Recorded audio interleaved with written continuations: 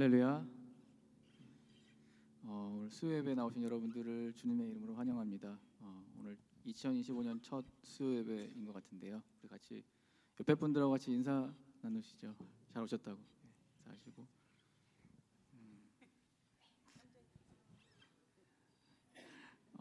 우리 그 시간에 같이 잠깐 기도하면서 우리 예배를 준비하면 좋겠습니다.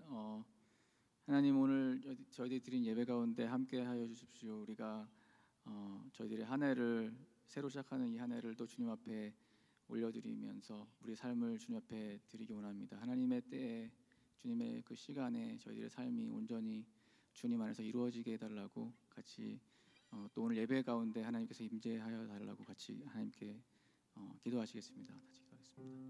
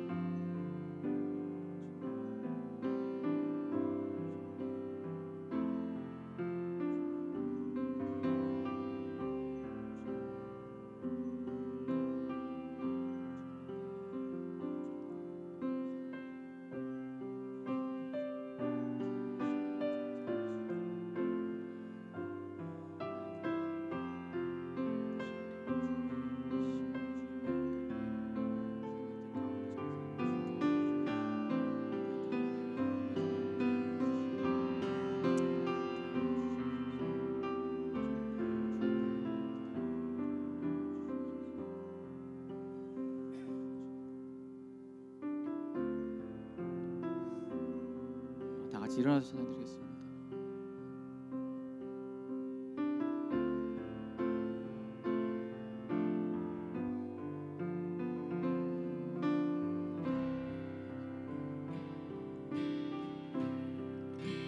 주님의 시간에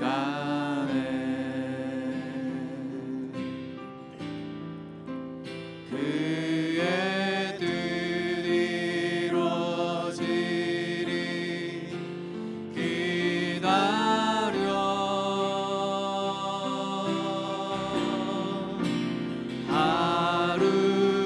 하루하루 살 동안 주님 인도하시니 주 뜻 이룰 때까지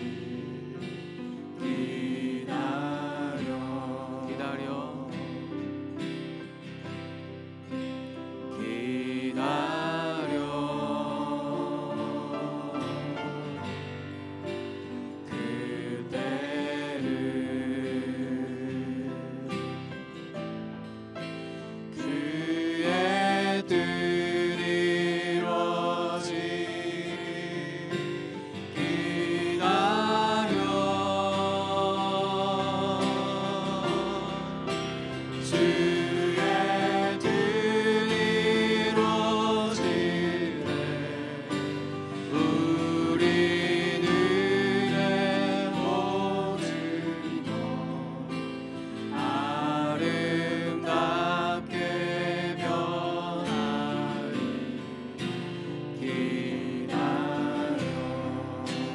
하루하루 살 동안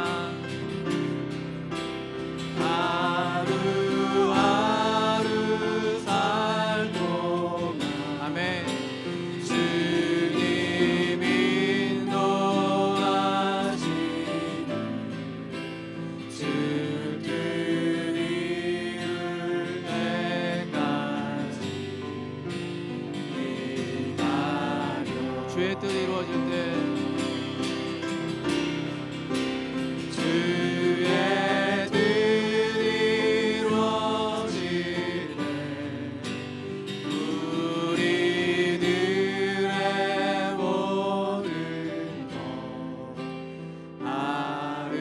아름답게 변하리 기다려.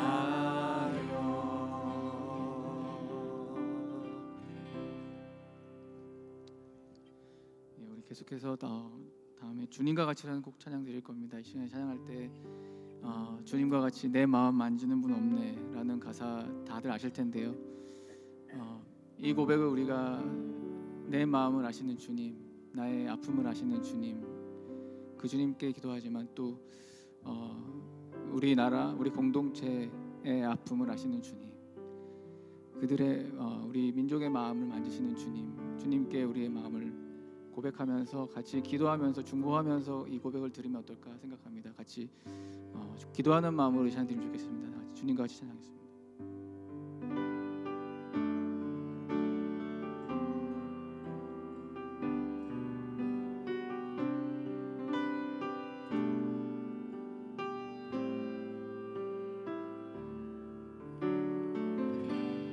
주님과 같이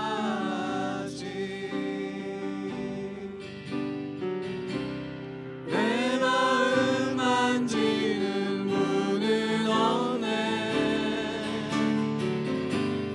오랜 세월 찾아 나자라네.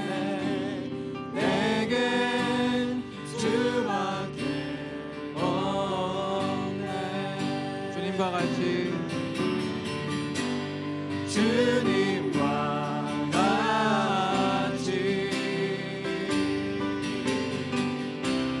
내 마음 만지는 분은 없네. 오랜 세월 찾아 나가라네. 내겐 주밖에 없네. 주자비 주자비 강같이 흐르고 주 손길 치료하네.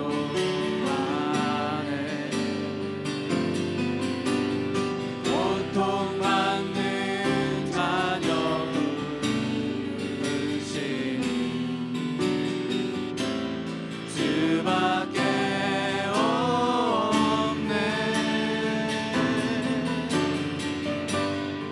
주님과 같이 내 마음 만지는 분은 없네. 오랜 세월 찾아 나가라네. 내겐 주밖에 없네. 주자비 강같이 흐르고 주자비 강같이 흐르고 주 손길 치료하네. 아멘.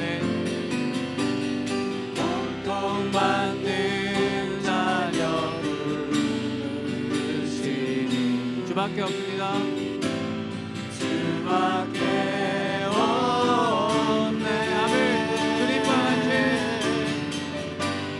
주님과 같이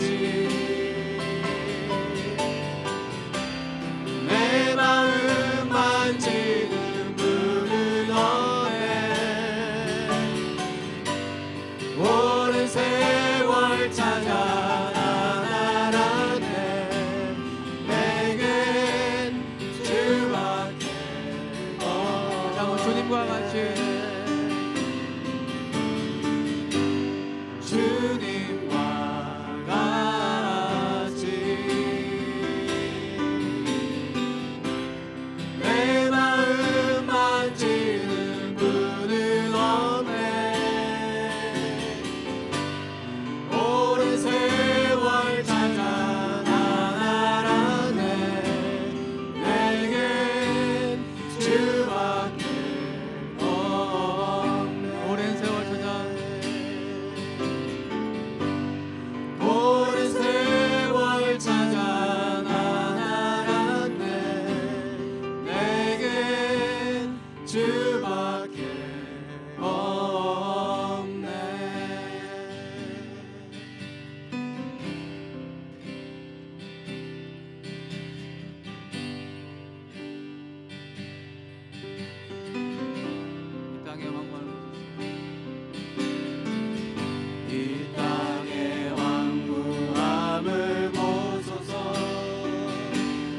하늘의 하나님 긍휼을 베푸시는 주여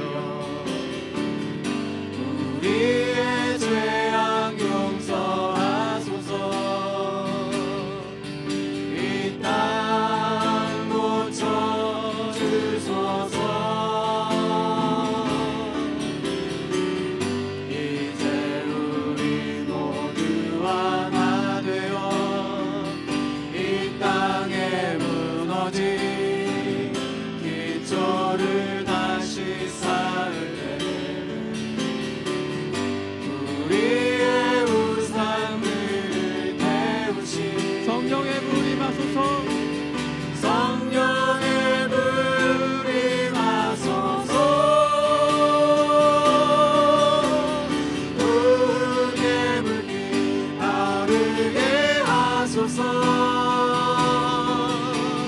진리의 말씀 이 땅 새롭게 하소서 은혜의 강물 흐르게 하소서 성령의 바람 이제 불어와 오 주의 영광 가득한 새날 주소서 오 주님 나라 이 땅에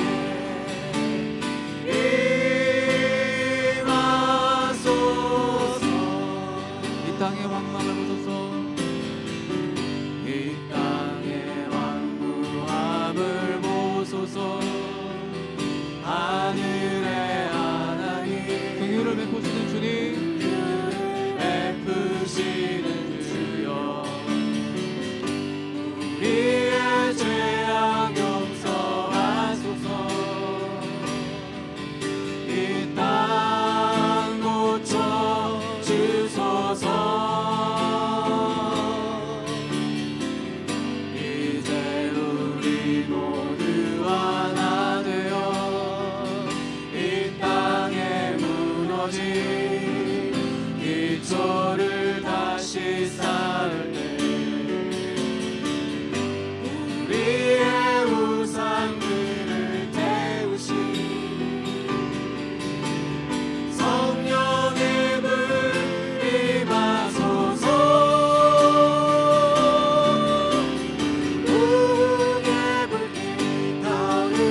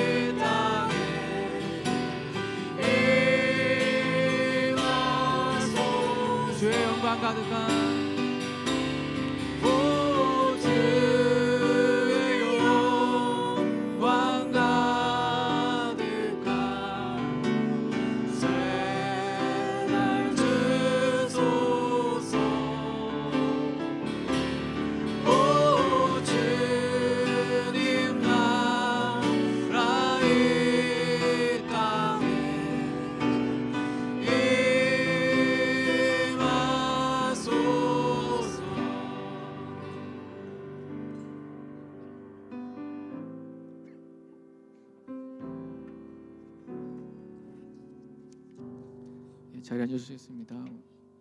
나정원 선생님께서 예배를 위해서 기도해 주셨습니다.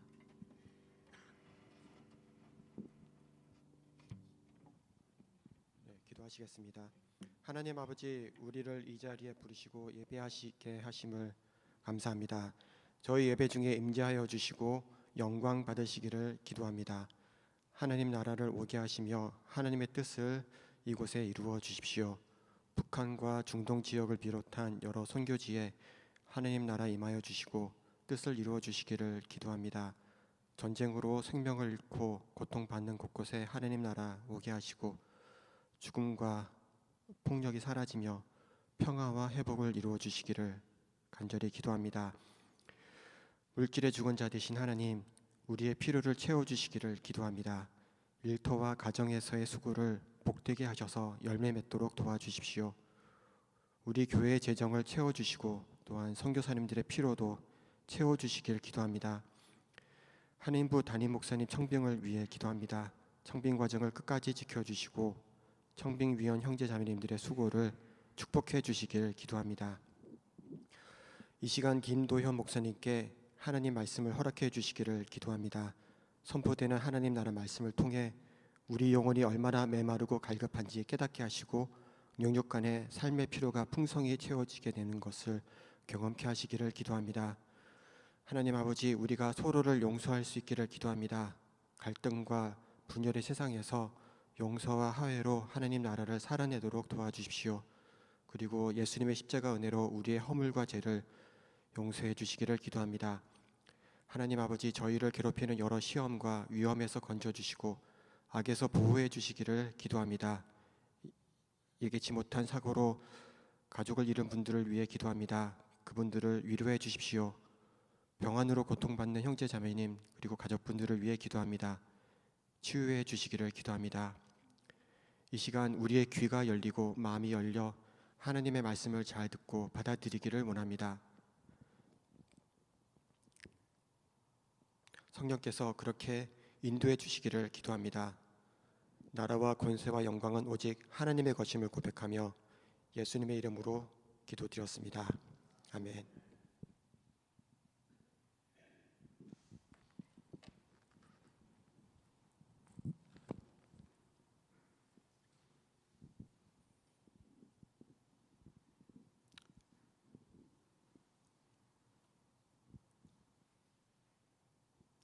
이것은 예수 그리스도의 계시입니다. 이 계시는 곧 일어나야 할 일들을 그 종들에게 보이시려고 하나님께서 그리스도에게 주신 것입니다. 그런데 그리스도께서는 자기의 천사를 보내셔서 자기의 종 요한에게 이것을 알려주셨습니다. 두 번째는 다 같이 읽으시겠습니다. 이것은 예수 그리스도의 계시입니다. 이 계시는 곧 일어나야 할 일들을 그 종들에게 보이시려고 하나님께서 그리스도에게 주신 것입니다. 그런데 그리스도께서는 자기의 천사를 보내셔서 자기의 종 요한에게 이것을 알려주셨습니다. 아멘.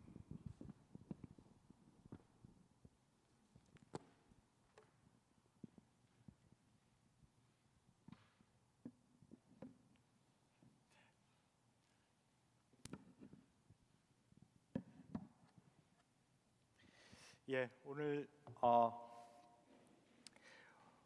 2025년 이게 가운데가 비고 양쪽에 앉아 계시니까 이 고개를 굉장히 이렇게 굉장히 넓게 왔다 갔다 그 누구처럼 이렇게 도리도리 해야 되는 것 같은데 하여튼 예, 아래 있을 때 몰랐는데 여기 서 보니까 좀 그러네요. 예, 오늘 2025년 우리 첫 번째 수요 예배부터 우리 그 요한계시록을 이제 찬찬히 보려고 합니다. 뭐 어디까지 갈지는 모르겠지만은 우리 저기 새 목사님 오실 때까지 하여튼 가보도록 그렇게 하겠습니다. 근데 이 요한계시록을 이제 우리가 읽기 전에 좀 다른 성경의 어떤 다른 책보다도 좀 그 인트로덕션이 좀 많이 필요한 것 같습니다. 그래서 제가 지금 생각하기에는 한 2번이나 3번 정도 이렇게 나눠서 말씀을 드리려고 하는데요. 이게 이 성경의 가장 마지막 책이기도 하고 또 이 요한계시록에 대한 그 어떤 그 태도, 그러니까 요한계시록을 접근하는 게 굉장히 극단적으로 이렇게 나뉘어져 있습니다. 한편으로는 어떤 분들은 요한계시록은 그냥 아예 그 성경 뭐 통독을 한다든지 읽을 때도 그냥 안 읽고 지나갑니다. 왜냐하면 도통 무슨 소리인지 모르겠으니까. 이런 그 반응이 하나가 있고요. 또 다른 극단적인 반응은 굉장히 요한계시록에 대해서 집착하는 분들도 또 있습니다. 그래서 저도 이제 이메일 같은 걸로 질문을 이제 가끔 받는데요. 굉장히 이제 여기에 왜 그 집착하냐면 여기에 그 미래, 특별히 그 마지막 날 종말에 대한 어떤 비밀이 이 요한계시록에 들어 있으니까 나는 그걸 좀 파헤쳐 보겠다, 알아보겠다. 그래서 여기에 또 과도한 집착을 보이는 이런 양극단의 그 태도가 이렇게 보이는데요. 우리 성도님들은 그 요한계시록 하면 그 가장 먼저 떠오르는 어떤 그 한 단어 아니면 이미지가 뭐가 있을까요? 한번 우리 그 테이블에서 혼자 앉아 계신 분들은 좀 같이 가시든가 해갖고 한번 나눠볼까요? 뭐 여러 가지 말고 그 요한계시록이라는 말을 딱 들었을 때 가장 먼저 떠오르는 거, 그게 뭘까요? 한번 그 테이블 안에서 나눠보시고.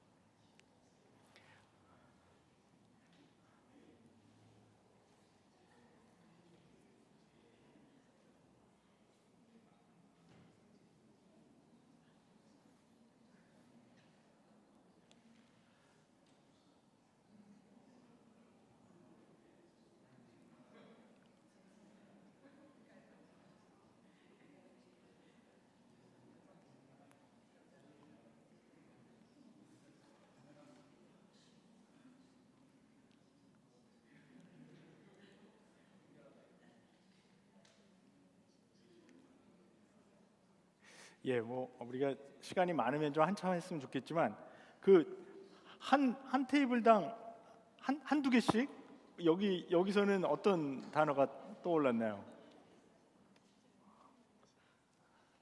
저희 특정 단어는 안 하고 그냥 상징이 많다고. 상징이 많다. 상징이 많다. 또 심판. 우리 여기서는 참미자매님은 육시문학이라고 이렇게 딱 떠오르고 굉장히 고차원적인 답을 하셨네. 너무 그 많이 배워서. 예. 저는 짐승. 짐승 666. 이쪽 테이블에서는 쉽다. 아니 왜냐면 묵시문학이라는 걸 알고 예. 나와 있는 걸 알게 되면은 예. 그 당시에 그 황제의 그 그리스도의 핍박에 대해서 예. 사도 요한이 이제 그 그리스도인에게 힘을 주는 예. 그러니까 그리스도를 위한 책이죠. 그러니까 쉬운 책이다. 예. 감사합니다. 예. 또 뭐 다른 거는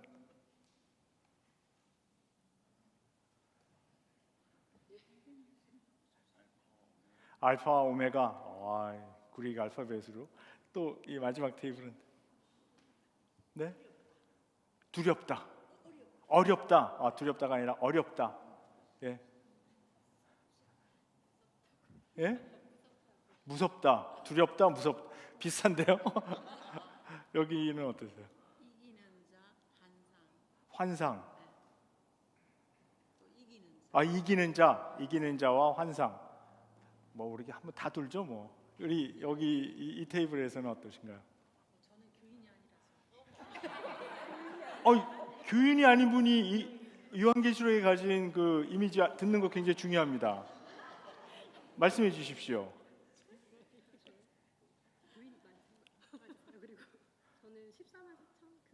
14만 4천 숫자 환상, 환상 뭐 뿔 뭐 그런 거. 예. 여기는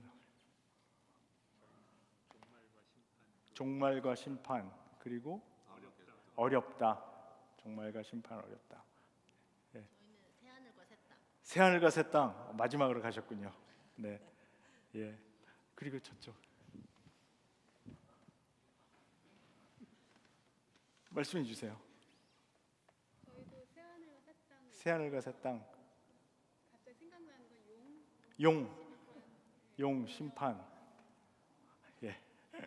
무시무시한. 무시무시하다. 저희는 예. 그 날개에 눈이 가득 찬 짐승, 예. 그리고 보좌에 앉으신 흰옷 입은 예수님. 보좌에 앉으신 흰옷 입은 예수님. 딴 데서 예. 그리고 금촛대와 금등불을 그리고 마라나타. 그리고 용기요. 용기, 용기와 힘. 좋습니다. 예.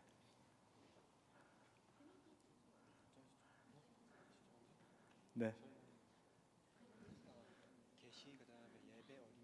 계시 예배 어린 양 666 그런 거 안 하신 것 같은데 안 나왔죠?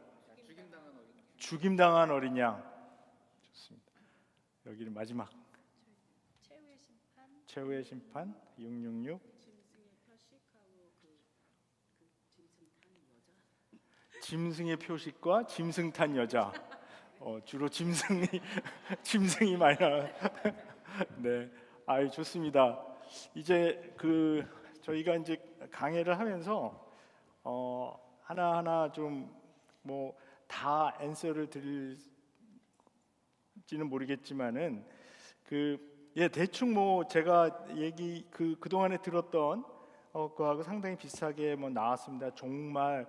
근데 여기서는 이제 휴거 얘기는 안 나오는데 휴거를 말씀하시는 분들 굉장히 많이 있어요. 근데 휴거는 사실 요한계시록에 나오지 않거든요. 뭐 그런 거 뭐 많이 있습니다. 천년 왕국, 예수님의 재림, 뭐 이런 뭐 적그리스도 이런 얘기도 많이 나오고 그러는데 사실 휴거랑 적그리스도는 요한계시록에 나오지도 않습니다. 근데 많은 분들이 이제 요한계시록을 듣게 되면 거기에 이제 휴거, 뭐 적그리스도 이런 게 나오는 것 같다 이렇게 생각하시는 점들이 좀 있고요.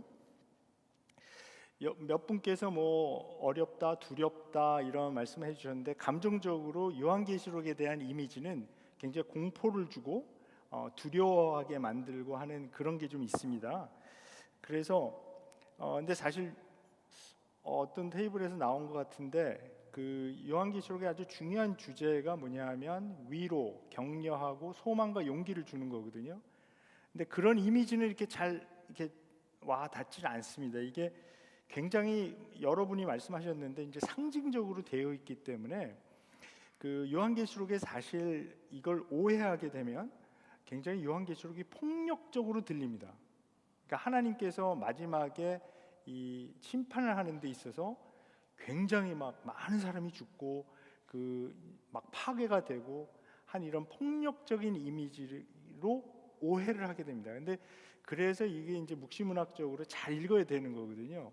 그걸 잘 읽지 못하고 어떤 문자적으로 읽게 될 때 그런 이제 오해를 이제 갖게 되는 뭐 예를 들어서 아마겟돈 같은 경우에 아마겟돈 전쟁에 대해서 이제 오해가 사실 지금 2025년 우리 사는 이 미국에 사실 상당히 많은 그리스도인들이 이 아마겟돈 전쟁하고 이 핵 전쟁 이런 거하고 좀 이렇게 많이 혼돈돼서 지금 생각을 합니다.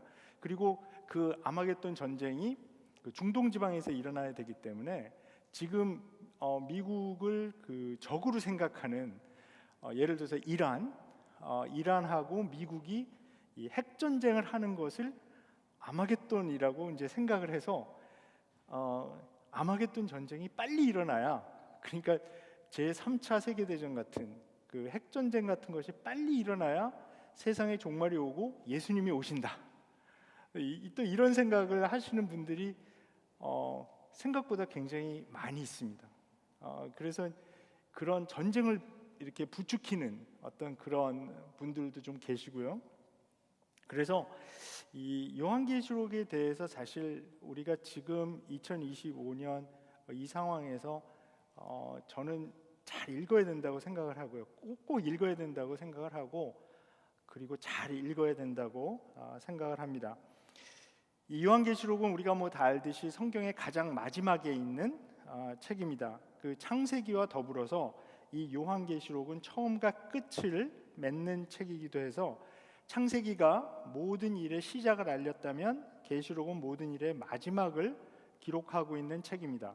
그래서 북앤드처럼 그 책들을 이렇게 양쪽에서 딱 받쳐주는 그런 역할을 하고 있는데, 그래서 하나님께서 이 어떻게 하늘과 땅을 창조하시고 또 그 결말을 지으시고, 우리 새 하늘과 새 땅에 대한 말씀도 나왔는데요, 그것으로 마무리하실 것인가.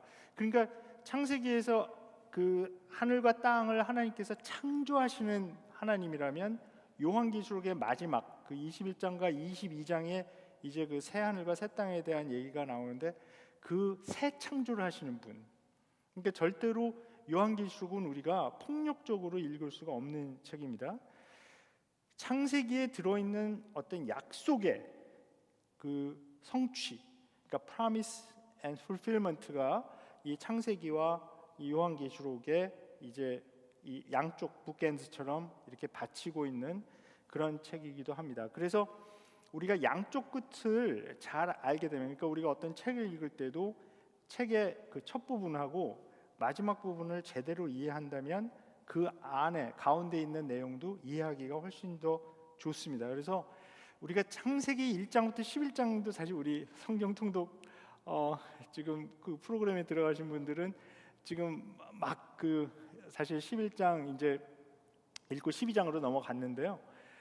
사실 창세기 1장부터 11장도 상당히 읽기가 그렇게 쉬운 책들은 아니죠. 잘 알려진 장들인데, 마찬가지로 요한계시록도 이게 읽기 쉬운 책이 아니라서 사실 처음과 끝을 잘 아는 것, 이것은 그 가운데 있는 성경의 중심 내용을 아는데도 큰 도움을 주고 있습니다. 이게 너무나 그 요한계시록이 그 해석하기가 쉽지 않기 때문에 벌써 그 이 묵시 문학이 유행한 것이 한 2세기 경까지입니다. 그리고 그 다음에 이 문학 장르가 점점 이제 사라져 갔거든요. 그래서 교회사를 보더라도 초대 교회에서도 이 요한계시록에 대한 논란이 굉장히 많이 있었습니다.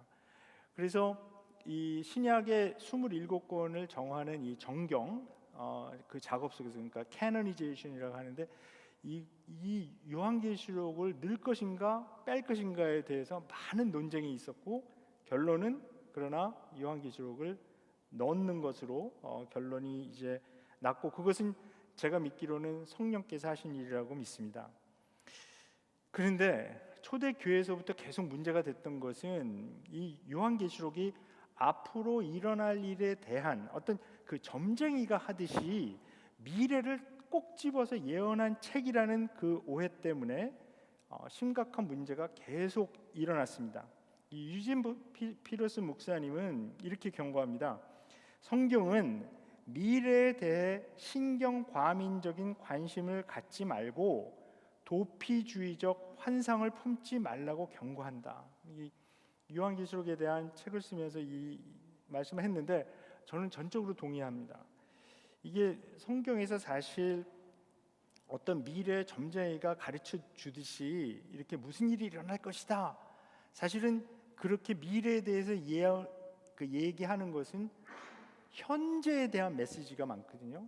거의 대부분이 그렇습니다. 근데 이거를 그냥 단순히 미래에 어떤 일이, 어떤 징조가 있고 일어나니까 거기에 집착하게 되고, 그런 집착은 보통 도피주의적인 환상을 가진 사람들이 많이 거기에 이제 집착을 하게 되는데요. 그런 환상을 품지 말라고 경고한다는 것이죠. 저는 이게 우리 한국교회 또 한인교회 상황에 굉장히 들어맞는 지적이라고 생각을 합니다. 왜 그러냐면 우리 한국의 그리스도인들이 아직도 이런 무속 신앙에 굉장히 취약점을 이제 많이 보이고 있습니다. 그래서 상당히 그 기독교인의 비율이 높다고 하는 그 한국의 강남 지역에 교인이 많을 뿐만이 아니라 거기가 한국 무속 신앙의 중심지가 됐다 그래요 지금. 그래서 그 무속 그 이제 뭐 점쟁이라든지 굿하는 사람들 이런 사람들이 이제 강남에 굉장히 큰 이제 비즈니스가 돼서 거기 뭐 무슨 뭐 매출을 얘기를 한 걸 봤는데 어마어마합니다.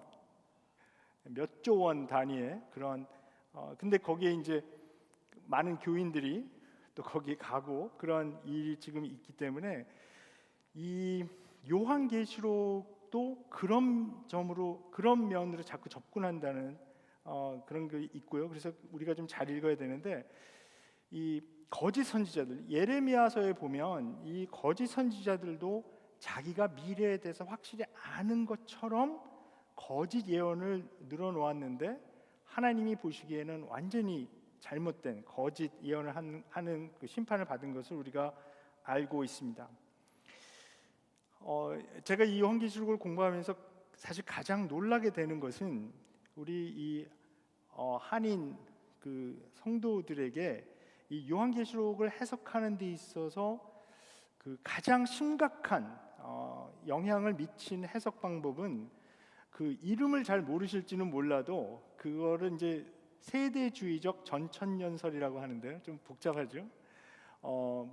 이 그동안에 이 한국 교회에서 이 세대주의적 전천년설에 근거한 해석이 가장 많은 그 영향을 이제 끼쳤습니다. 근데 이게 굉장히 놀라운 이유가 뭐냐면 신학적으로 보면 한국 교회의 주류라고 할 수 있는 경향은 뭐냐면 주로 장로교거든요. 그러니까 소위 말하는 그 개혁주의 장로교인데, 근데 여기 이 사실 그 장로교 신학은 이 세대주의 전천년설하고는 굉장히 먼 신학적으로는 물과 기름처럼 같이 섞이기 굉장히 힘든 그 부분인데 이 종말론에 관해서는 특히 요한계시록 해석에 관해서는 이 세대주의적인 전천년설이 굉장히 많은 영향을 이제 끼쳐서 그 많은 이제 그 그리스도인들이 이런 세대주의적 전천년설에 좀 함몰되어 있는 모습을 많이 보고요. 그러니까 아마 가장 그 보기 쉬운 예가 이런 걸 거예요. 그러니까 그 광화문에 뭐 태극기 집회하고 그러는데 굉장히 그 외신에도 여러 번 나오고 그랬는데 놀라운 점이 뭐냐면 국기가 3개가 등장을 하죠. 그렇죠? 한국 태극기 나오고 그다음에 미국 성조기가 나오고 그다음에 이스라엘 국기가 나옵니다, 거기. 근데 이게 어떤 현상이냐 하면은 그 이제 세대주의적 전천년설에 근거해서 그 한국 그리스도인들이 이 이스라엘 문제에 대해서 굉장히 이상한 견해를 갖고 있고 그런 면에서 이제 그 이스라엘 국기를 갑자기 들고 나와서 같이 흔드는 그런 장면을 볼 수가 있습니다. 제가 볼 때는 이 요한계시록의 올바른 해석과 적용은 우리 한국 또 한인 교회의 이 영적인 건강함과 밀접하게 연결되어 있다고 확신합니다. 자, 그러면 이 책을 어떻게 우리가 접근해야 할까요? 먼저는 우리가 이 책이 쓰여진 역사적 배경을 좀 잘 알아야 합니다. 그래서 할 수 없이 좀 역사 공부를 조금 해 나가야 되는데요. 이 세대주의적 전천년설에 대해서 제가 잠깐 말씀을 드리겠습니다. 뭐 신학적으로 제가 설명하는 것은 별로 의미가 없고요. 이게 실제로 우리 그 성경을 읽는데 어떤 영향을 끼쳤는지에 대해서 제가 간략하게 말씀을 드리겠는데, 특히 미국에서는 1970년대에 할 린즈라는 사람이 어마어마한 그 베스트셀러를 하나 쓰게 됩니다. 근데 이분이 굉장히 근본주의적인 세대주의에 이제 영향을 받은 분이라서요. 이스라엘이 1948년도에 건국이 되고 나서 1960년대에 이 주위에 있는 아랍 국가들하고 여러 번 전쟁을 치르게 됩니다. 근데 사실 따지고 보면 아직도 그 이스라엘하고 그 아랍 또 하마스 뭐 그 헤즈볼라 해서 지금 아직도 이게 진행 중이긴 한데 그 1960년대 70년대 초까지 이런 이스라엘과 아랍 전쟁에 주목을 하게 되면서 이분이 이 책을 써서 어떻게 예언을 했냐 하면 요한계시록에 근거해서 1981년도에 세상에 종말이 오고 예수님께서 재림한다, 이렇게 예언을 했습니다. 근데 이분이 이제 이것을 예언하면서 사용한 구절들이 다니엘서와 요한계시록에서 이제 주로 숫자를 계산을 해서 그렇게 했습니다. 그런데 81년도에 아무 일도 일어나지 않았죠. 그래서 이분이 개정판을 내게 됩니다. 개정판을 내면서 내가 숫자를 조금 잘못 계산을 했다. 그래서 1988년도에 이제 예수님 오신다, 이렇게 또 예언을 했습니다. 근데 비슷한 시기에 그 나사에서 일했던 그 이제 피지시스트, 그 물리학자 출신의 어떤 사람이, 이 사람이니까 성경 해석은 잘 할지 모르지만 수학 계산은 잘하는데 그 다니엘서에 나와 있는 숫자를 계산해서 어떤 책을 썼냐 하면, 그러니까 예수님이 1988년도에 올 88가지 이유, 그러니까 88 Reasons Why Jesus is Coming 1988, 이런 책을 썼어요. 그래서 뭐 100만 부 이상 팔았습니다. 근데 88년도에 안 오셨잖아요. 그래서 그 다음 해에 책을 하나 더 냅니다. 89가지, 그러니까 89 Reasons Why Jesus is Coming 1989, 뭐 이렇게 해갖고 또 몇백만 부 팔고 그냥 잘 먹고 잘 살고 있을 겁니다, 아마. 근데 이런 게 이제 한국 교회에도 영향을 미쳐서 1992년도에 기억나실 겁니다. 다미성교회라고 뭐 10월 14일 뭐 이렇게 예언을 하고 그때 예수님 오신다 그러면서 이제, 근데 이제 굉장히 흥미로운 것은 1990년대 초까지만 해도 그 한국 교회가 한국 사회에 어떤 상당한 신뢰를 받고 있는 그런 상태였었습니다. 제가 엊그제 한국에서 나온 그 보도를 하나 봤는데요.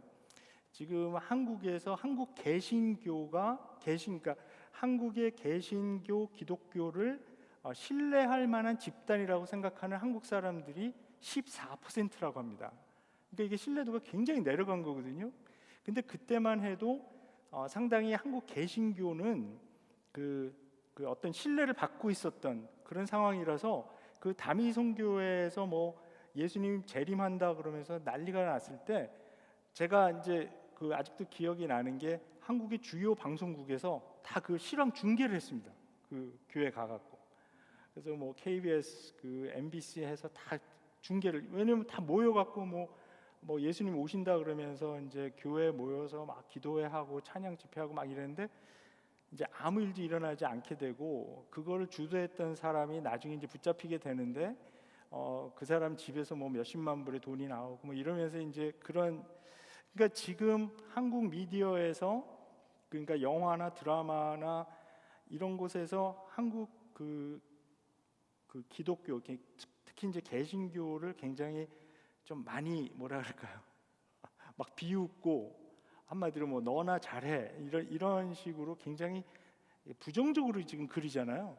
그런 그 트렌드가 90년대 초부터 이제 시작이 돼서 지금 2025년까지 이렇게 오게 됐는데, 저는 그 현상을 굉장히 주목하게 됐고요. 그래서 결국은 이게 한국 교인들이 이 종말론에 대해서 어떤 잘못된 생각을 가지고 그것을 이제 주장하면서 그 기독교인이 아닌 다른 사람들이 보기에는 이 기독교인들이 좀 믿지 못할, 좀 약간 미친 사람들 아닌가 하는 그런 이미지를 상당히 많이 줬다고 생각을 합니다. 그런데 이러한 세대주의적 전천년설에 근거한 종말론적인 그런 이 개념은 아직도 상당히 그 인기가 있습니다. 그러니까 뭐 영화로도 좀 만들어졌고, 그러나 이제 소설로 굉장히 많이 팔린 Left Behind 시리즈가 있습니다. 이게 굉장히 여러 권으로 되어 있는 그 소설인데, 이게 너무나 흥미롭게도 2001년도 그 9.11 사태 전에 이제 출판이 된 건데, 그때까지는 별로 인기가 없었어요. 근데 이제 9.11 사태가 2001년도에 일어났죠. 9.11 사태가 일어나게 되면서 이 책이 베스트셀러가 됩니다. 그래서 지금까지 아마 전 세계적으로 1억 권 이상 팔린 그런 이제 시리즈가 됐습니다. 전쟁 같은 상황이 닥치면 사람들이 종말론에 큰 관심을 가지게 되는 것은 어쩌면 이제 자연스러운 그 현상이고요. 그래서 이 요한계시록을 사용해서 종말을 예언하는 경우는 이제 상당히 자주 있었는데요. 예를 들면 이런 겁니다.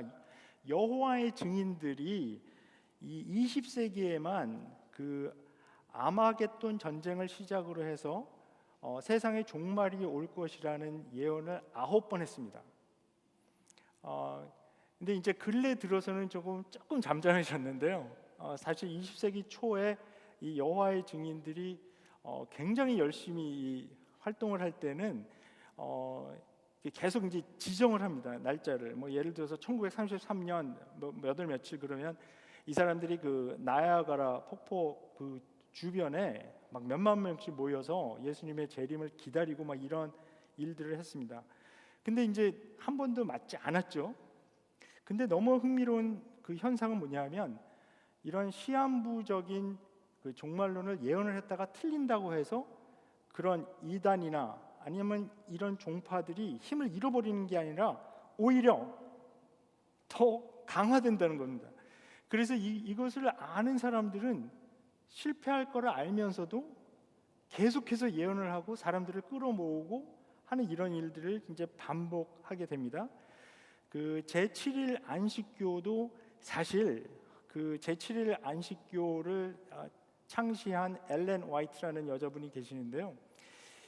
이분이 이제 그 자기만의 어떤 시간표를 계산을 해서 그러니까 다니엘서하고 요한계시록에 근거해서 그 19세기부터 계속해서 이 세상의 종말을 그 예언을 했습니다. 날짜를. 근데 사실 한 번도 맞지 않았죠. 맞지 않았는데 오히려 그 예언이 틀리고 나면 이 안식교인들이 더 열심히 생기게 되었다 그래요.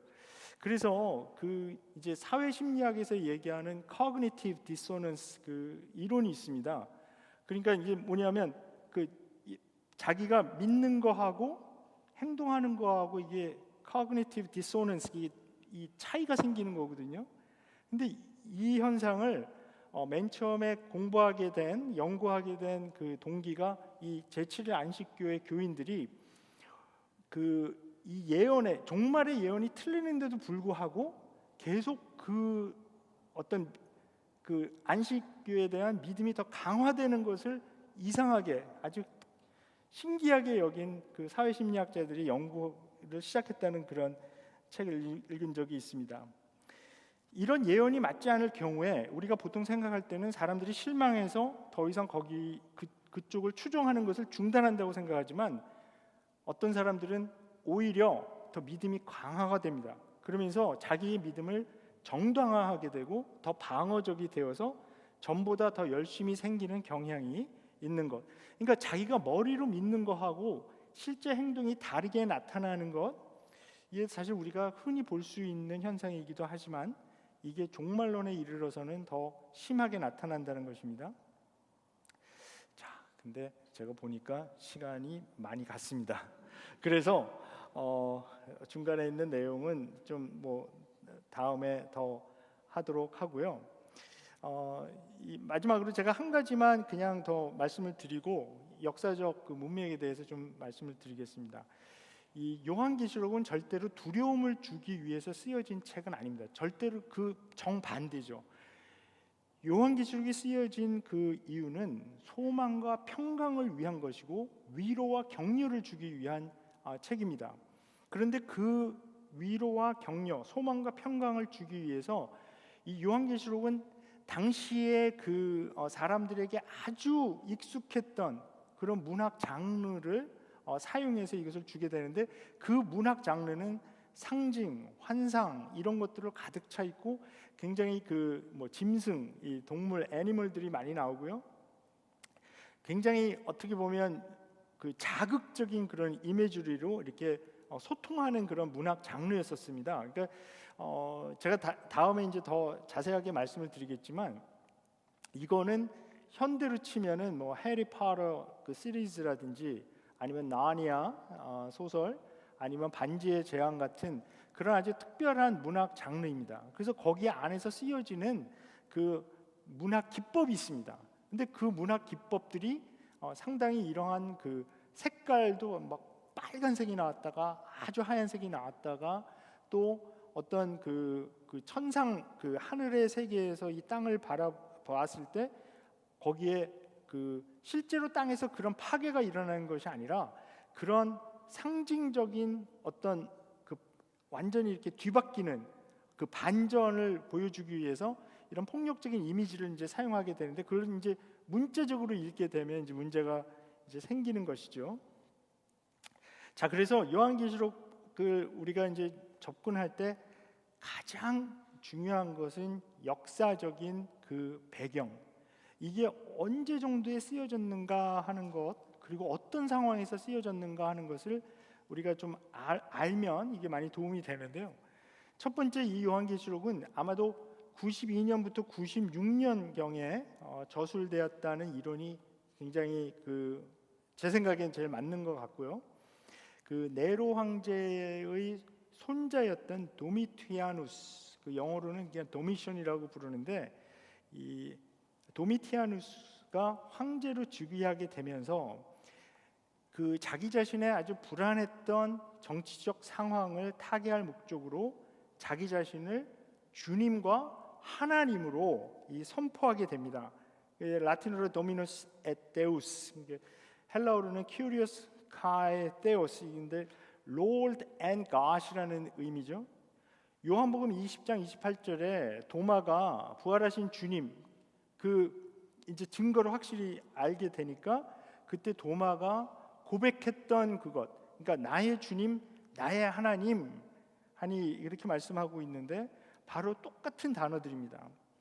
이 도미티아누스가 이렇게 자기 자신을 주님과 하나님으로 이제 선포하게 되고 로마 제국의 이름 자체를 Eternal Empire, 그러니까 영원한 제국, 그리고 자기 자신은 Everlasting King, 그러니까 영속하는 왕으로 이제 선포하게 되고, 그리고 로마 제국의 모든 주민들에게 자기를 숭배하라고 이제 명령을 하게 되죠. 그래서 이 황제 숭배를 위해서 지어진 신전에 가서 적어도 1년에 한 번 분향을 하면서 Caesar Curious, 그러니까 이 황제는 주님이다라고 이렇게 이제 외치게 되면 그것을 증명하는 증명서를 그러니까 이제 그게 이제 짐승의 표로 이제 나오게 되는데 그런 증서를 이제 받게 되고 몸에 새기기도 하고 그런 일이 있었습니다. 근데 로마 제국에 있었던 대부분의 사람들에게 이건 그렇게 큰 문제가 아니었습니다. 왜냐하면 로마 제국 자체가 굉장히 다신주의였거든요. 폴리티스틱한 사회였기 때문에 그런 아주 여러 신을 섬기는 그러한 상황에서 로마 제국을 수호하는 수호신이 있고 도시마다도 다 신이 있고요. 마을마다도 신이 있고 가정에도 신이 있고 개인도 지켜주는 신이 있고 여러 신을 섬기는 상황에서 이 로마 황제 하나를 더 한다, 이걸 하나를 더 신으로 섬긴다, 이거는 그렇게 심각한 문제가 아니었는데, 그래서 사실 이 로마 황제 숭배는 종교적인 행위라기보다는 정치적인 행위로 인식되었습니다. 그러나 예수를 따르는 그리스도인들에게 이것은 아주 심각한 문제였습니다. 그래서 그리스도인들이 이걸 거부하게 되고 핍박이 이제 일어나게 되는데요. 특별히 이 로마 제국의 중심은 이태리에 있는 로마겠죠. 그리고 지금 이 요한계시록이 쓰여진 그 지역, 이것은 지금은 투르키예로 이름 바꿔갖고 요즘 헷갈리는데 여기 이제 7교회도 다 이쪽 지방에 있습니다. 근데 여기가 이제 로마에서 한번 그냥 상상해 보시면 다음부터는 제가 이제 지도도 보여드릴 텐데요. 이 로마에서 이 투르키예까지는 1000마일이 넘게 굉장히 멀리 떨어져 있거든요. 보통 이제 그리고 이쪽은 그때 당시에 이 지역을 아시아라고 불렀는데 원래 이 식민지에서는 정치적으로 중심지랑 멀리 떨어질수록 이쪽의 위정자들은 중앙 정부에 대한 충성심을 자꾸 보여야 했습니다. 그러니까 그러한 상황 때문에 이 황제 숭배 때문에 일어난 핍박은 이 아시아 지역에서 가장 많이 일어났습니다. 역사적으로 보면. 왜냐하면 여기서는 더 사람들에게 이제 강요도 하게 되고 사람들이 더 열심히 우리는 멀리 떨어져 있지만 황제를 섬긴다 하는 것을 보여주기 위해서 그 굉장히 이게 이제 소셜 프레셔가 되는 거죠. 사람들이 이제 저 사람은 왜 이 시저 큐리어스 저거 안 하지 하는 이런 분위기가 이제 형성이 되기도 하고 그 지역 정부 같은 데서도 그 황제 숭배를 안 하는 사람들에 대한 어떤 핍박이 더 심해지는 그런 경향이 나옵니다. 이 디모데전서 2장 2절에 보게 되면 이 바울이 디모데에게 이렇게 권면하는 장면이 나옵니다. 왕들과 높은 지위에 있는 모든 사람을 위해서도 기도하십시오. 근데 많은 분들이 이 구절을 읽으면서 이제 오해하게 되는데 이 사도 바울이 굉장히 친제국적인 행동을 하도록 권면하고 있구나 이렇게 그 오해를 하게 되는데요. 사실 이것을 잘 읽어보면 이거는 친제국적인 그 권면이 아니고요. 굉장히 반제국적인 권면입니다. 왜 그러냐면 왕들과 높은 지위에 있는 모든 사람을 위해서 만약에 이 구절이 친제국적인 그러니까 프로 임페리얼 그 권면이 되려면 왕에게 그러니까 황제에게 기도하라고 그렇게 쓰여졌어야 됩니다. 근데 사도 바울이 이렇게 씀으로써 그 이 왕 그러니까 그 황제를 하나님 밑으로 내려놓는 거거든요. 근데 이거는 그 유대인들이 다니엘서 1장 같은 데서도 보면 거기에 그 유대인들이 그 바벨론 제국의 그때는 최고 그 어떤 권력을 가진 그런 왕인데 느부갓네살 그 황제가 하나님으로부터 그 권세를 받았다. 이걸 굉장히 강조를 합니다. 그래서 히브리어로 이걸 나탄이라고 하는데 이 나탄이라는 동사가 계속 이제 반복이 됩니다. 그러니까 하나님께서 주어서 받았다. 그 권세를. 그래서 로마서 13장 1절부터 7절에 있는 것도 그 로마 황제가 자기 자신이 그 하나님 신이 되는 것이 아니라 그 권세를 하나님으로부터 받았다는 데 강조점이 있습니다. 당시 로마 이 황제들은 자기가 가장 높은 지위에 있기 때문에 누구한테 이런 권세를 받는다는 생각을 하지 않았어요. 그냥 태어날 때부터 자기 거라고 생각을 했거든요. 근데 바울은 뭐라고 쓰냐면 하나님으로부터 권세를 받았다. 그러면 그 하나님 아래의 황제를 넣는 것입니다. 그래서 이런 식으로 해서 사실 이 제국이 가지고 있었던 그 절대 권력 이것을 이제 부정하는 편지를 쓰게 되는데요. 그래서 초대 교회에서부터 이분들이 강력하게 믿었던 것은 뭐냐하면 오직 예수님만이 우리의 주님이고 하나님이다. 그리고 우리가 예배하는 할 수 있는 분은 오직 예수 그리스도. 그리고 우리가 기도를 드릴 수 있는 분, 그분은 오직 예수 그리스도 그분밖에 없었다는 것이죠.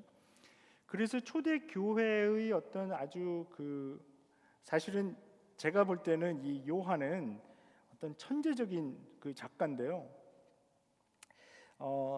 이 사람이 이제 황제에게 숭배하는 것을 거부하게 되면서 이제 반모라는 그 아주 좀 떨어진 동떨어진 그런 섬으로 이제 유배를 당하게 됩니다. 이 로마 정부에서 황제를 숭배하는 것을 거부한 사람들에게 내릴 수 있는 형벌이 사실 이제 사형하고 유배 이제 보통 두 가지였었는데요. 이 반모섬이라는 데 한번 들어가게 되면 그냥 거기서 다시 나오지를 못합니다. 그냥 거기서 그냥 일생을 마쳐야 되는데 이 요한은 당시 사실 좀 잘 알려진 그런 그 지도자 중에 하나였던 것 같습니다. 그래서 이 계시록의 저자 요한은 반모섬에 무기형을 받고 유배 중에서 그 주일날 이제 계시를 받기 시작합니다.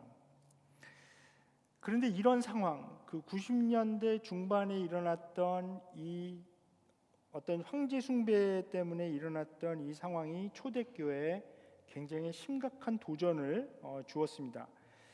그것은 많은 그리스도인들이 예수께서 선포했던 그 하나님의 복음이 진실이었냐 아니냐 하는 그 의문.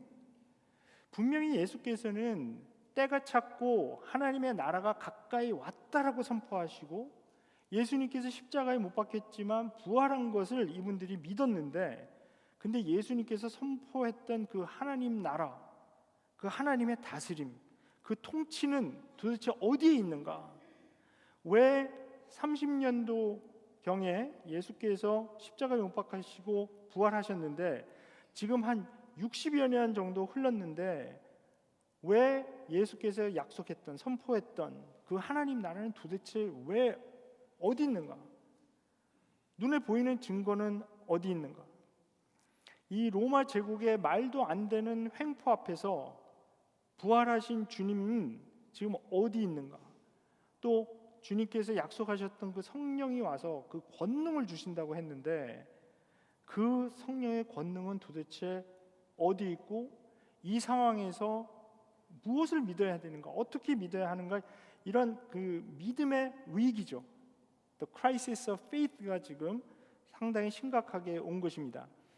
그래서 이제 2장부터 그 7교회가 좀 나오는데요. 그 7교회 그 상황을 이제 하나하나 이제 살펴보고 싶은데 거기에 보면 이 7교회 그 교인들이 맞닥뜨리고 있었던 이 신앙의 위기를 우리가 거기서 분명히 볼 수가 있습니다. 그래서 이분들이 지금 어려운 가운데서 지금 예수님을 계속 주님으로, 하나님으로 믿을 것인가?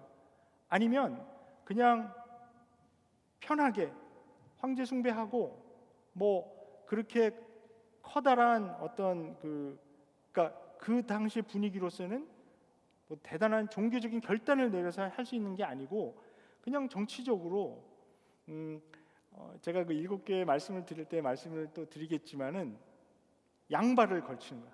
한 발은 그 세상에 걸치고 한 발은 교회에 걸치고 한 발은 황제에 따라가고 다른 발은 예수님 따라가고 이게 적당히 타협하고 가는 것도 괜찮지 않나? 뭐 그렇게 그냥 목숨 걸고 믿을 필요가 있나? 하는 그런 위기도 지금 왔습니다. 그래서 역사적으로 보면 이 요한계시록은 1세기 말에 이 로마 제국의 아시아 지방 주에서 이 황제 숭배 사상을 도저히 받아들일 수 없어서 거부하다가 핍박을 받은 한 그리스도인 지도자가 같은 상황에 있고 어려움을 당하고 있었던 다른 그리스도인 형제 자매들에게 쓴 아주 위험한 책입니다. 이 도미티아누스의 광기 어린 선포 후에 그리스도인들이 아주 큰 위기에 빠지게 되었고 신앙이 계속될 수 있을까? 교회가 계속 지속될 수 있을까 하는 위기감 속에서 주님께서 그러면 주시는 메시지는 무엇인가? 이것을 어떻게 헤쳐나가야 할 것인가? 그 당시 그리스도인들은 어떤 태도를 가지고 어떤 믿음을 갖고 나가야 할 것인가? 하는 그런 질문에 답을 주는 아주 중요한 책입니다. 그런데 이 책이 우리가 이해하기 힘든 묵시문학의 형태로 쓰여졌고요. 근데 모든 부분이 또 다 묵시문학의 형태로 쓰여진 것은 아니고 사실 3가지 문학 장르가 여기 섞여 있습니다. 가장 중요한 것은 이제 묵시문학이고 두 번째는 편지로 쓰여져 있습니다. 그리고 세 번째는 예언서로 쓰여져 있습니다. 그래서 이 3가지가 아주 그 뭐랄까요, 놀랍도록 이렇게 배합이 돼서 쓰여져 있고, 그리고 이 요한계시록을 이해하려면 구약을 정말 잘 알아야 합니다. 구약의 구절들이 어마어마하게 많이 직접적으로 인용이 되어 있기도 하고 또 암시되어 있는 부분도 많이 있고 그냥 얼루전 되어 있는 거죠. 그래서 이 구약을 이해하는 문제가 하나가 있고 또 다른 한 가지는 뭐냐면 이 요한이라는 분이 이 로마 제국의 문학, 철학, 문화, 뭐 경제, 정치 도대체 모르는 게 없을 정도로 그 당시 세계의 어떤 최고 수준의 그런 지식을 갖고 있었던 그런 사람으로 여겨집니다. 그래서 그 로마 제국에서 1세기경에 일어났던 그런 어떤 정치 상황, 경제 상황, 사회적인 상황, 문화적인 현상 뭐 이런 것들을 이 요한계시록에다가 다 녹여냈습니다. 그래서 구약에서 가져온 그 지식 그리고 로마 제국에 대한 지식 이걸 막 버무려 갖고 이렇게 해서 딱 쏟아 놓으니까 그리고 이것을 섬에서 유배당한 사람이 어떤 뭐 자료의 도움이나 또 무슨 그 옆에 이것을 같이 써서 도와주는 그런 사람 없이 이 전체적으로 보면 앞뒤를 맞춰서 이렇게 썼다는 거 이게 이 파면 팔수록 이 놀라운 점들이 계속 발견이 됩니다. 아직도 사실은 발견이 되고 있고요. 그래서 지난 한 100여 년 정도의 그 스칼라십이 지금 밝혀낸 것도 제가 생각할 때는 다 밝혀내지는 못하는 것 같아요. 뭐 예를 들면 이런 거거든요. 그 모든 민족과 방언과 족속과 언어라는 이제 표현이 이제 5장부터 나오거든요. 그 네 가지로 이렇게 표현하는데 그 네 가지로 표현하는 그러니까 모든 민족과 백성과 언어와 족속 이런 이 표현을 나중에 다 이걸 조사를 해서 컴퓨터에 넣어놓고 조사를 해보니까 딱 7번이 나옵니다. 이 전체 보면. 근데 이 7이라는 숫자는 그 유대인들에게는 완전성을 그 의미하는 것이기 때문에 그러니까 22장에 걸쳐서 이런 문장을 쓰면서 또 이런 숫자도 딱딱딱 맞춰 나갑니다. 그래서 이런 중요한 이런 표현 같은 경우는 이렇게 7번이 나오는 경우가 굉장히 많이 있습니다. 이걸 도대체 어떻게 했을까? 컴퓨터도 없는데. 이제 그런 생각을 많이 하게 되고요.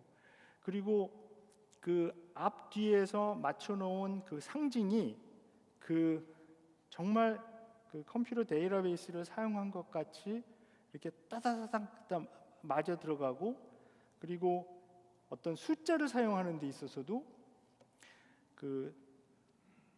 그러니까 넘버 2 그리고 넘버 4 그다음에 7 그다음에 12 이런 숫자 그리고 1000 이런 숫자들을 이렇게 배합을 해서 자기가 쓰고 싶은 메시지를 막 씁니다. 그래서 뭐 14만 4천 그게 12 곱하기 12 곱하기 1000이거든요.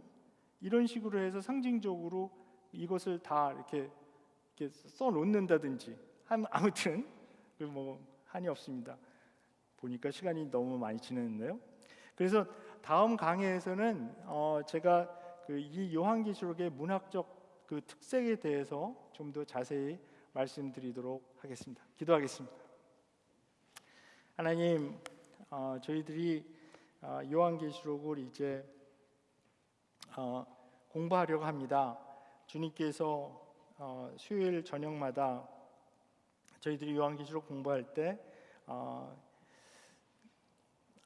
저희의 눈을 열어주시고 저희 귀를 뚫어주시고 저희가 보지 못하고 듣지 못했던 것들을 성령을 보내주셔서 주님께서 주시는 영적인 도움으로 잘 풀어나갈 수 있도록 함께하여 주시옵소서.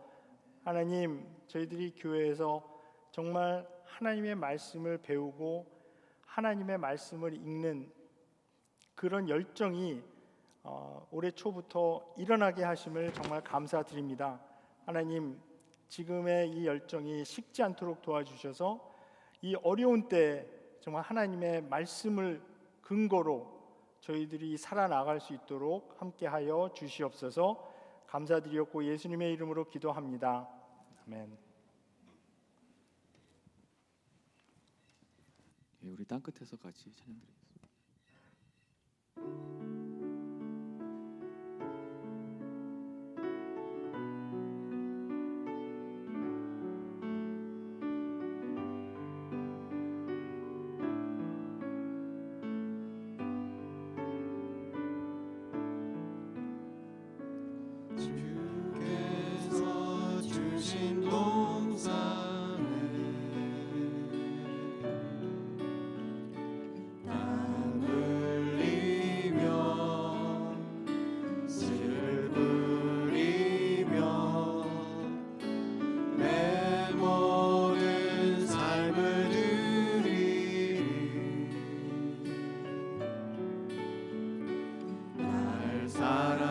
하시는 내 주님께 비바람 앞을 가리고 내 육체는 세상해져도 내 모든 삶을 드리리 내 사모하는 내 주님께 땅 끝에서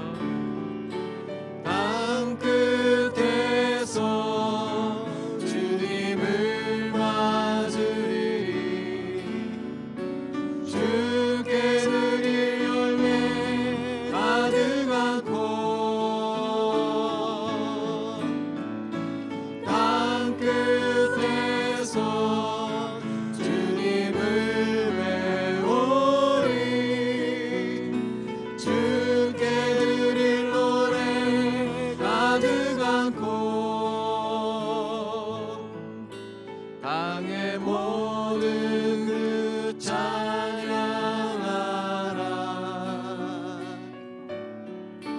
주님 오실 길 예비하라 땅의 모든 끝에서 주님을 찬양하라 영광의 주님 곧 오시리라.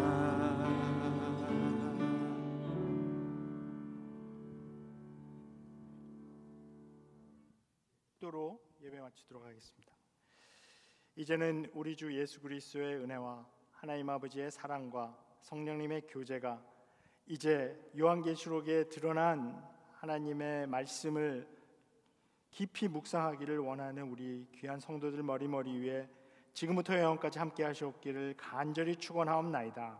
아멘.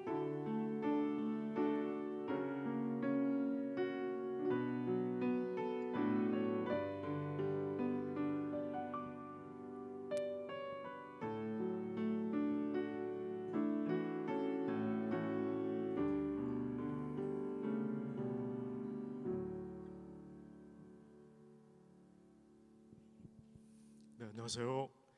네, 형제자매들과 이렇게 같이 이렇게 수요 예배를 드리고 이렇게 시간을 광고 말씀 드리고 해서 정말 감사하고 또 기쁩니다. 네, 제가 광고 말씀 드릴 게 있는데요. 1월 1일, 11일 토요일 오전 제가 먼저 처음으로 다시 돌아가겠습니다. 새벽 그 성경 봉독 지금 하시는 거 참여하시는 분 있으시죠? 네, 아직까지 기회가 있습니다. 그래서 지금 이 주부터 시작했는데 참여가 원하시는 분은 계속 이 김도현 목사님께 문의하시면 됩니다. 네, 신년 아침 기도회 지금 시작했는데요. 월요일부터 금요일까지 있고요. 그리고 11일 토요일 오전 8시에는 아침 기도회를 또 조찬 모임이 또 같이 합니다. 그래서 토요일 날 아침에는 8시라는 것을 브리즈룸에 있다는 것을 기억해 주시면 되겠습니다. 네, 목자리 출신 그 이후에 토요일 오전 9시 반부터 11시에 브리즈룸에서 계속 하도록 하고요. 그때는 최기진 목사님께서 저희 한인부 이 앞으로 과거와 이제 미래에 하시는 계획들 그런 것을 나누어 주실 계획입니다. 그리고 펠로십 테이블 배정은 이번 주부터 이제 다시 재배정을 하니 꼭 참여하시기를 부탁드립니다. 중보기도는 첫 모임이 13일 월요일 오전 10시부터 시작합니다. 윌라멧 103 103호에 있음을 알려드리고요. 충보 기도를 지금 시작하는데 많은 분의 관심과 그리고 또 같이 참여해 주시면은 좋겠습니다. 그리고 송국자 사모님 그리고 강혜리 자매님께 질문이 있으시면 문의하시면 됩니다. 네, 청빙의원에 잠깐 제가 업데이트를 드리겠습니다. 목사님께서 다음 주 수요일에 저희 오셔서 설교하시고 그리고 친교 시간을 가질 계획입니다. 그리고 이 18일 날 토요일 아침 9시에 콜롬비아 201에서 201호에서 모일 계획입니다. 근데 저희가 그 교회랑 다 이제 커뮤니케이션을 다 해서 목사님에 대해서 양력을 제가 설명을 드리겠습니다. 그래서 목사님은 최선 목사님이십니다. 이분을 저희가 그 후보자로서 다음 주에 오실 목사님입니다. 잠깐 제가 설명한다 그러면은 지금 오스트리아 그라츠 반석교회 그리고 플랑크푸르트 한인교회 처음부터 개척을 하시고 그리고 지금까지 담임 목사로 심무하시는 분입니다. 2017에 거기서부터 이제 그때부터 심무를 하시고 담임 목사로 하신 그 경험이 있으십니다. 그리고 서울 감리교 신학대학교 신학 석사를 마치신 후에 개척을 이제 직접 그렇게 하시는 분이시고요. 그리고 나머지 자세한 것들은 목사님이 지금 소개 비디오를 주셨어요. 그래서 그걸 같이 영상을 보면서 저희들 아는 과정이 있으면 좋겠습니다. 근데 저희들 식구는 사모님과 세 자녀들이 있습니다. 영상을 그러면 봐도 될까요?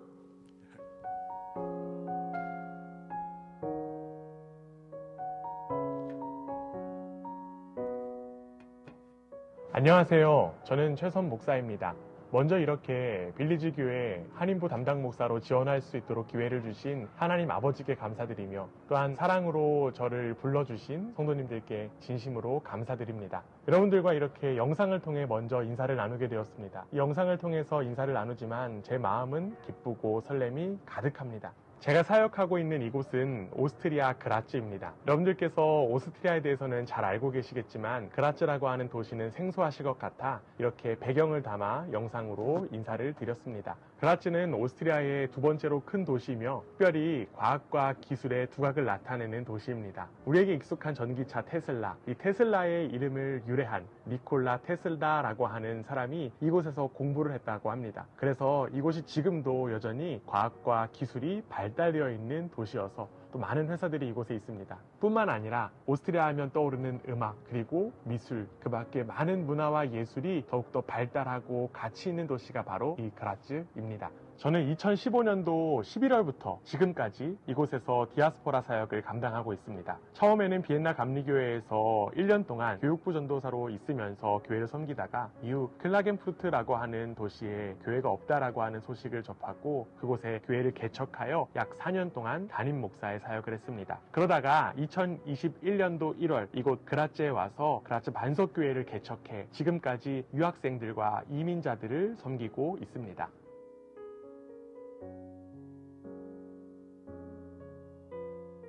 이곳은 제가 많은 시간을 보내는 시내의 카페입니다. 저는 이곳에서 성도님들과 양육의 시간을 갖곤 합니다. 카페 사장님도 편하게 자리를 내어주시고 성도님들 사이에서는 제가 이 카페에 없으면 오히려 이상하게 여겨질 정도입니다. 단골이라 서비스도 가능하고 심지어 외상도 가능합니다. 제 목회 철학은 하나님 나라의 복음을 통해 성도들이 변화하고 성장하는 교회를 추구하는 것입니다.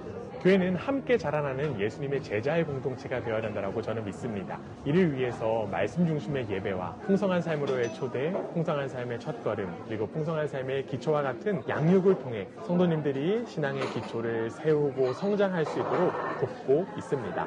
오스트리아에는 음악을 공부하는 학생들이 많습니다. 유학생들이 일정 기간 이곳에 머무는 동안 저는 그들과 함께 하나님 나라를 배우고 세워가는 기회를 갖게 되었습니다.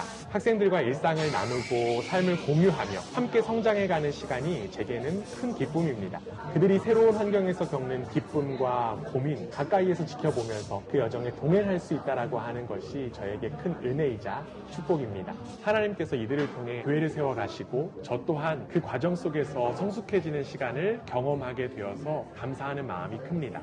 저는 사람에게 하나님께서 허락하신 가장 큰 축복이 관계라고 믿습니다. 하나님과의 관계는 물론이고 성도 간의 관계도 마찬가지입니다. 그래서 예수 그리스도 안에서 서로 사랑하고 섬기는 회복의 공동체를 이루는 것을 소망합니다. 이를 위해 목장과 신방을 통해 성도들이 서로 깊이 사랑하고 섬길 수 있도록 돕고 있습니다. 또한 다음 세대의 신앙교육에도 관심을 갖고 가정과 교회가 함께 자녀들의 믿음을 세우는 일에 힘쓰고 있습니다.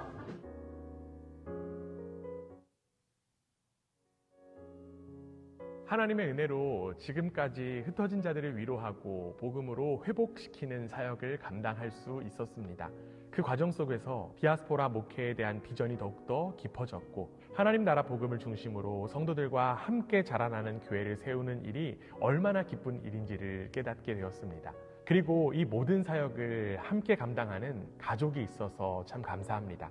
같은 신학교에서 기독교 교육을 전공한 제 아내와 하나님께서 맡겨주신 새 아이가 저에게 큰 기쁨입니다.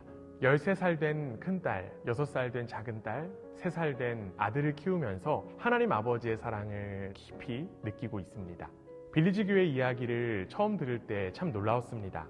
하나님 나라를 꿈꾸며 다문화, 다민족 공동체를 이루어가는 교회가 있다라고 하는 사실을 감격스럽게 들었습니다.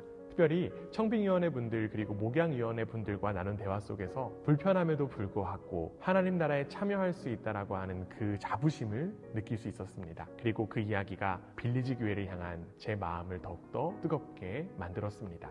앞으로 빌리지 교회의 비전을 배우고 동참할 수 있는 기회가 주어진다면 하나님 나라 복음을 함께 전하고 삶으로 살아가는 동역자가 되고 싶습니다. 성도님들과 함께 기도하며 하나님께서 주시는 꿈을 나누고 그 길을 함께 걸어가는 목회자가 되기를 소망합니다.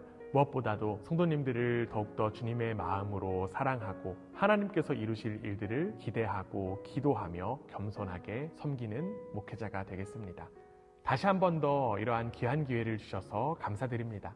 하나님께서 빌리지 교회를 통하여 이루실 놀라운 일들을 기대하며 모든 성도님들의 가정과 사역 위에 하나님의 크신 은혜와 평강이 넘치시기를 기도합니다. 다음 주에 직접 뵙게 될 날들을 더욱더 기대합니다. 참고로 저는 영상보다 실물이 더욱더 낫다라고 이야기 듣습니다. 참고하세요. 다음 주에 뵙겠습니다. 감사합니다.